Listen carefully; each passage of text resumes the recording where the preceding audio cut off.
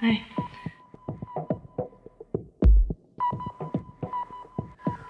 It's just been really exciting in the discussion groups to see in action what you were describing. I think yesterday when you were saying that when a group of people are in the impersonal and then the natural hierarchy starts to emerge, how much individual and collective evolution speeds up.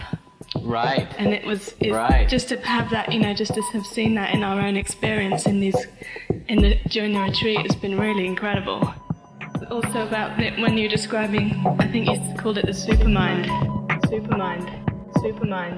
I was just seeing in my own experience when on your own with the teachings you can go so far up to your own experience. Up to the limits of your own experience. But the minute you're in this impersonal group, there's like a wealth of experience, and everyone who participates, it takes the whole group further. The collective becomes singular. The collective becomes one mind. Right. One mind. So then the individual's experience is actually, it's not I have access to something that is separate from me. Yeah. But what literally happens is a higher level of evolutionary potential. What this whole teaching is all about. Right. The collective literally becomes one mind.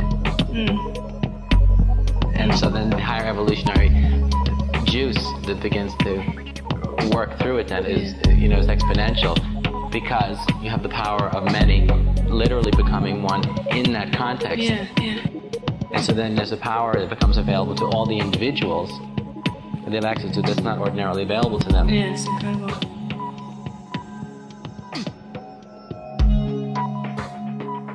See? So that's when this distinction between autonomy and communion, you can't find the line anymore, right? Yeah. Then you can't make the distinction between the one and the many, and the lines get blurred. And at the same time, you don't feel your own autonomy is being reduced, it's actually being amplified.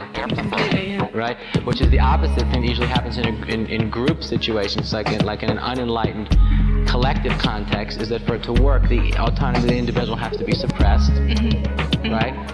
So that the group is going to be able to function as a cooperative, right?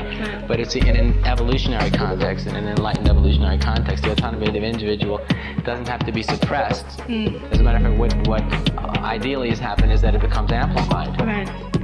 But that experience, and each individual has the experience of their own self-sense, gets stronger, larger, vaster, deeper, right? More clear, more pronounced, more all these things.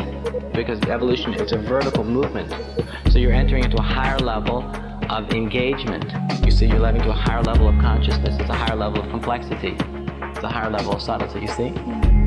A new potential emerges. And in this, so there's a new consciousness, there's a new perspective. So the old ways of thinking about individuality and about autonomy and about relationship and collectivity are all changed, you see, because then what it means to be an individual is not the same thing anymore. It means something very different. See what I'm saying? So you get the idea? Well, I'm very excited about this. This is the whole point of what I'm doing.